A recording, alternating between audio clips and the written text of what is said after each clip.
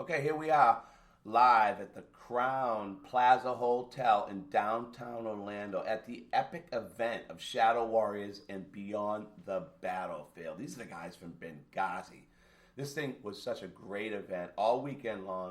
We were VIPs, and we just had a great time. So once again, this is Sergeant Dave with Revitalizing Lives podcast on KLRNradio.net. And my next guest is Crystal Lee Larimore. How you doing, Crystal? Hey, I'm doing good. We stayed up a little late last night. Yeah. You still look great. So Crystal is the executive director of Wheelchair for Warriors. Hey, there's a synonymous thing about warriors every time, right? Right. I got a lot of things about warriors going on. And she's one cool hippie, I have to admit. She's a cool hippie, and she's cooler than Ryan Weaver, our next guest, as a matter of fact, right? He was dressed really nice last night. You know, we let everybody know that we had a hippie versus warriors dress contest. And you were a hippie warrior. You just covered everything. Yeah, I was Braveheart, man. That's basically what I was. You were Braveheart. I wore my kilt, right? Yeah. My Cameron clan kilt. So my family ran with Sir William Wallace back in the day. So it's some serious heritage. So I'm so proud just to wear that for the event. It was so cool. And you were awesome, a hippie too. There was a lot of hippies. What a great theme. And it was your theme. Yeah, it was Wheelchairs for Warriors theme. So every time we have an event, we do Peace, Love, and Warriors, and we throw in the dress contest, and just something to get everyone, you know, a little deeper involved in the... They were. Everybody was so involved. There were so many hippies. Yeah. This hippie was so proud. That was so cool. And this is your first event with the Shadow Warriors Motorcycle Club? It was our first event. We have, we've known you guys. A lot of you guys have known Chance for a few years, and I think I sent him a T-shirt 3 or 4 years ago, and he loves to wear it, and he'll go on he'll fly a lot, and he'll always have our T-shirt on, and he'll post pictures, and he's very good about saying, as organizations, we're all trying to reach the same goal, and that is to help our warriors, and we should all work together and not separately and independently. And so it was just a real honor to be able to participate with Beyond the Battlefield and Shadow Warrior Riders, and then the Canine Line nonprofit, and the woman who spoke on the stage last night, Maggie Beckerman. Yes, Mags. She is 101st Airborne. So was her husband, and my father just passed away at the end of August, and he was 101st Airborne. So all of Screaming Eagles. So all of these connections are so important to our community and to our souls and our hearts. And it was just, not only was it fun, not only did we raise a lot of money for Beyond the Battlefield, but we're building lifelong relationships. And you know she was a Gold Star wife too. She lost her husband in the same deployment. Can you get how crushing that is? You know. No. So I did a podcast with her a year ago. I had invited her to my house with her dog and her boyfriend. It was just a great time. I invited her lunch, dinner at Rock and Brew. So we had a great little time. So it was really special seeing her again. And her founder was there, Sharon Cartwright, and they brought this secretary. So the whole team was there. And you brought your team. Yeah, well, a couple of us are here, and it was just a really, really, really great event. And we all, as people who have served our country, people who serve those who serve our country, we all want to serve our warriors, and we want to make sure that, you know, no man left behind isn't just a mantra on the battlefield, but it's also our mantra on the home field. And we want to take care of our brothers when they come, our brothers and sisters when they come back from war. Very well said, Crystal. Can you share with us why are you here with the organization? Tell me your history with the military. So my father, 101st Airborne, and my uncle, full bird colonel, and my cousins, everybody, throughout the history of the Larimore clan, we have served in the military. And I was slated to go into the Navy, and I decided I didn't want to go into the Navy. So when the opportunity came up to serve via the State Department, I jumped on it. So it just so happens it was during wartime, and it was in a war zone. Wow. So, Whoa. just so happened. You voluntold yourself? I volunteered. You're a hero. There you go. I love it. I did.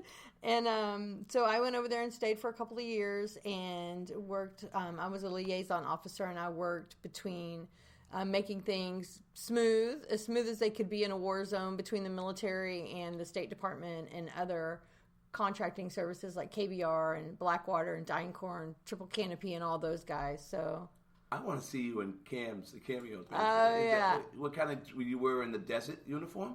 I didn't wear any uniform. I wore anything from boots, steel-toe boots and jeans and a T-shirt to a suit. They flew me to Vietnam to have suits hand-tailored for me because the State Department is super weird, and they think that we're still going to pretend like we're in D.C. even though we're in a war zone. And I was looking at them going, you want me to wear a skirt?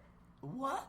And heels? A sniper will just pick you off because you stand out. They think you're important. You are important. Don't get me wrong. No, I know what you're saying. They were just like, oh my goodness, that's ridiculous. It was or a suicide person could think, you're next in line. Who knows? But that doesn't make any sense. It didn't make any sense. I want to see you in desert camos next time. No kidding. I know. Blend in. Oh my goodness. My uncle said I had no business going to a war zone. And when I got to the war zone, I realized that I had no business going to a war zone as a civilian. Right. But then there I was. And there was some perks, right? You were imminent danger. Yes. So your paycheck was... My paycheck was sweet. Yeah. So you banked a lot while you were over there. Because what were you spending on? I'm still debt-free. That's awesome that you were able to do that. So the military, armed forces, your position got you to become debt-free. That's outstanding. And I'm debt-free, too, because I'm blessed. I'm a blessed veteran. They couldn't retire me because of my medical discharge. So they did a severance pay with me. Okay. Yeah, I fought for the severance pay and I got it. Okay? Oh, that's awesome. Yeah, so I was able to clean all my debt. Boom. So debt free. And I'm blessed. I got my coin right here, Feels my UCF. good. So I got my 4-year degree. I'm sorry. So I went on to, I'm criminal justice. I don't know why. I should have went social worker. I can still go back and get my master's, I guess, for social work if I want. You sure can. So I might go that route after speaking with Seth and his social work stories. And yes. What an awesome guy. He has some really good stories. He is good behind the mic, too. So tell us more about your events coming up and what you've done since you launched your Wheelchair for Warriors and how it was to get it off the ground. Because we got a lot of people in the audience that want to start their own 501c3. Sure. So what motivated you to start? I know your heart and your passion, your family and everything. Sure. But what made it go with wheelchairs? I mean, because something must have hit. It's a really, really good question. Heidi Hansing is a lieutenant in the Army, was a lieutenant in the Army, and she and I had been shadowing a couple of different organizations because I wanted to continue my service to the military, probably about 2 years after I came back from Baghdad. So for 2 years, I just didn't want anybody to talk to me or look at me the wrong way. I had a little PTS going on, you know? And so for 2 years, I just kind of chilled out, laid low, and, when I got myself somewhat composed, I decided I wanted to continue serving our veterans. And I shadowed several different organizations, didn't find quite the right fit for a multitude of reasons. And Heidi and I were kind of commiserating and just really generally bitching at each other about other organizations. And I just said, okay, look, we're just going to stop this and we're going to start our own organization. And she said, okay, how? And I said, I have no idea. Google it. but if they've done it, we can do it, right? And so we I don't even really know. God sent so many people in to help us once we made the decision that we were going to start a nonprofit, and we didn't know what it was going to look like. Meanwhile, back at the ranch, what my boyfriend does for a living is he designs wheelchairs. So we were taking him to all of these different veteran events, and Paul was saying, hey, that guy's a Medal of Honor recipient. His wheelchair sucks. And I was like, I hear you, brother. I can't fix that man's wheelchair. Hey, that's a colonel. His wheelchair sucks. I hear you. I can't fix that guy's wheelchair. Hey, that guy was in Iraq. He had his legs blown off. His wheelchair sucks. What's going on? And I'm like, I hear you. I can't fix his wheelchair. And one day I went, oh, Wheelchairs for Warriors. Heidi, Wheelchairs for Warriors. And she's like, well, that took us long enough. WW. I love it. That's how it came about. See these great stories about nonprofits? Man, we should start a book on nonprofits. A book on what made you start it. Margaret's got a great story as well with the Beyond the Battlefield. Oh, I might do that. Keep it between us. I will. Okay. We'll keep it. We won't tell anybody that's listening. Okay.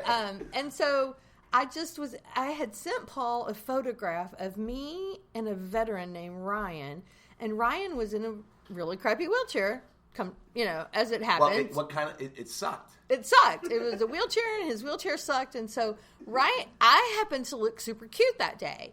So Paul and I were freshly dating, and Heidi and I had already decided we were going to start a nonprofit. And I sent Paul a text message of me with Ryan because I looked cute. And Paul's response back to me in a text was, his wheelchair is horrible. Where are these guys getting these wheelchairs? And I'm like, dude, focus on the hot chick in the photo. And I get home, and I'm looking at him, and he comes over for dinner, and I said, okay, we need to have a conversation. You are going to have to start focusing on this girl, not these wheelchairs. I know it's your job and everything. And he said, no, you don't understand. They could have so much better. And so we got into the conversation, and the proverbial light bulb went off, and God was kept tapping me on the shoulder, and he finally just swatted me across the head. Wheelchairs for Warriors. And I called Heidi, and you secured the name, and nobody had it. Nobody. That was amazing that nobody had that Nobody's name. Doing What year was that? And I have a PR firm, so it was kind of like I started branding us straight away. I got the .com. Within 5 minutes, we had our .com. I always say, you go get that .com first, and then you build everything from your .com. You want to make sure that you can get that. But that's a whole nother show. Yeah, I got .org. You have .com or .org? I have .com, .org, .net, .who's your daddy? Okay, got I got it all. You got it all. And You're I have a PR girl. And now we got to hook up later on. And All right, I have PR and not Paul. Right. Paul, I don't mean like that, okay?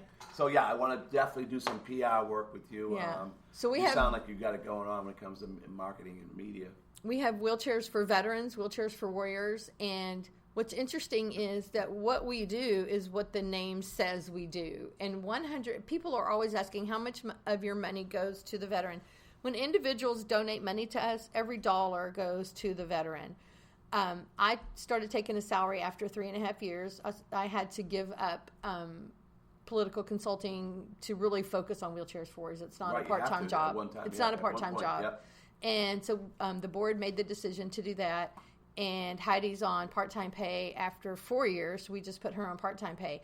But our salary comes from grants that we write and that other people write for us. So that comes from grants. We try to spend all the administrative money, like to run your website and T-shirts, things from marketing. So we get all of that from corporate grants or foundation money, right? But the dollars that the individuals give us, that goes to a wheelchair for a warrior. Right. 100%. The batteries alone, right? Batteries expensive. $500 for some batteries, $300. The batteries are wicked expensive. And then tires, all that stuff costs money. So you got the one they're allowed to go on the beach, right? They can actually drive whatever on the beach. they want. Do you know the name of that? I don't mean to put you on the spot. So there's track chairs. We work really, really closely with Cajun Mobility. Cajun Mobility has a zero turn, which is very important to a lot of men. Right. The zero turn wheelchair with the big fat tires, and it can go in the sand dunes, on the beach. It's not a track chair. I think it's better. It has more applications. It's good for everyday life too. It can go on the ranch, you can go hunting, and you can also come in your home with it. And the next model is going to be able to go on the moon. Right. It sounds like we're going to rocket launch. We're going to rocket launch these guys to the moon. And the cost of the wheelchairs is anywhere from, I say our basic average chair, all said and done, is about $7,500, and then they go up to $45,000. Retail, they're about $80,000 because we get 2-tier price discounts.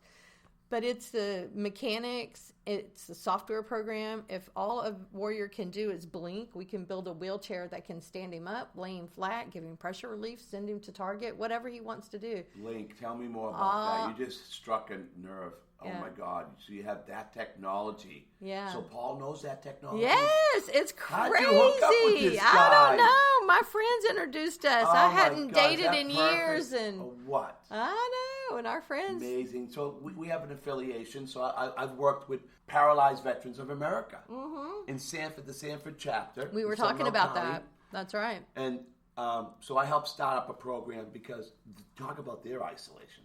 Okay? Oh, I know. Especially with COVID right now. I can't just imagine the suicide rate of paralyzed veterans. Our warriors are going crazy. I'm checking on them pretty regularly just to make sure that they're doing okay. And not that the VA drops the ball ever, She said sarcastically, but they're really dropping the ball right now. Yeah. They're just like canceling appointments, and the guys... I can't even get in. I can't get in. And if you don't have your certain ID to get into this new system, healthyvet.com, healthyvet, that's right, it's called healthyvet. And there's a new way to do it. It's like you have to penetrate through the VA system. And if you don't have the right information, so normally you can go in and just say, hey, you're too IT tech savvy. Okay, just give me what I need. And they won't let you go get the appointment. So I cannot get in there and get my meds. It's not a really user-friendly system. Yeah, and you got to know what buttons to hit, and a lot of us are not into the computer as much, you know. Paul's passion for working on wheelchairs. He's a mechanical engineer by trade, and he worked on He was the vice president of a company, I think here in Florida, and he had to take care of his veteran father. His father was an Army veteran. He got diabetes. He was in a wheelchair, and Paul had to literally quit his job to take care of his father to continue to work on his dad's wheelchair because the VA wouldn't do it as much as it needed to be done or as properly as it needed to be done. And they would come and they would fix it and they would leave and it would still be broken and not right.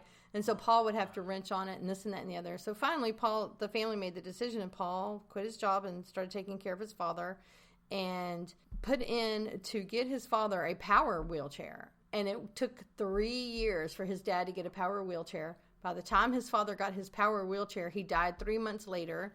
He never even used the chair but once or twice. Paul went to give it back to the VA, and they said, we don't take used wheelchairs. So the waste... And that is one story out of a million stories just like that. I can see why you just took the reins of this and just ran with it. My God. We run across veterans who the VA says every 5 years you can get a new wheelchair. Well, it's been 3 and my wheelchair doesn't work. So now what? It doesn't work. Right.